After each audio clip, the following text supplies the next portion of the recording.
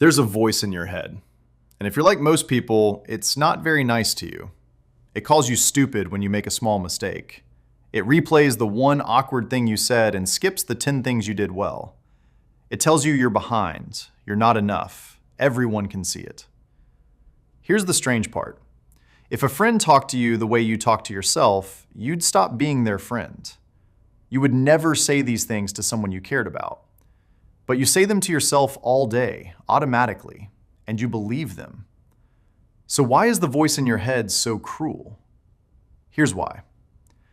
Kross, a psychologist at the University of Michigan, studies that inner voice. He found that we all have one, and it's always running. He calls the harsh version of it chatter, the looping, critical, anxious narration that turns one mistake into a verdict about who you are. But the voice isn't there to hurt you. It evolved as a tool, an inner coach that can plan, rehearse, and talk you through hard things. Focus, you've got this, one step at a time. The problem is that under stress, the coach goes quiet and the critic takes over. And the critic is loud.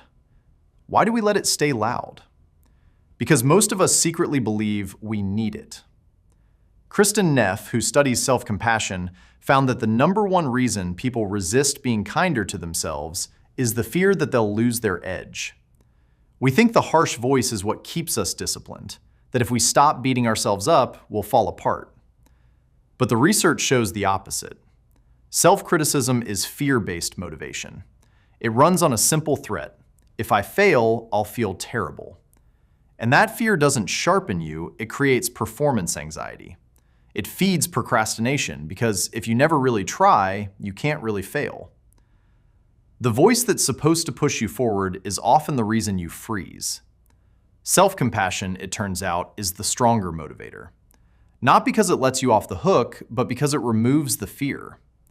When failing doesn't mean self-punishment, you can look at your mistakes clearly, learn from them, and try again instead of hiding. And here's the part that feels almost too simple to work. Kross and his colleagues ran studies measuring brain activity while people face stressful, upsetting moments. The people who talked to themselves using their own name or the word you instead of I calmed down faster. The effect showed up in their brain activity within the first second, and it took almost no effort, just by changing one word. Instead of telling yourself, I can't handle this, you say, you can handle this. Instead of, why do I always mess up, you ask, what can you do about this? That tiny shift gives you distance. Suddenly you're not drowning in the feeling. You're a person looking at a problem, the same way you'd look at a friend's. So what do you actually do with this? First, catch the voice. You can't change what you can't hear. Just notice the next time the narration turns cruel and label it. That's chatter. Second, switch the pronoun. Talk to yourself by your own name or as you.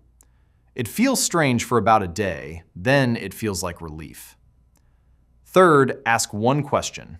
What would I say to a friend in this exact situation?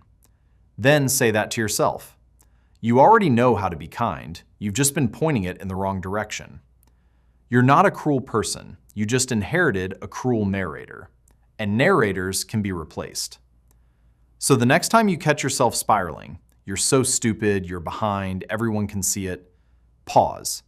Don't ask, what is wrong with me? Ask, using your own name, what do you actually need right now? That question is the beginning of changing the voice.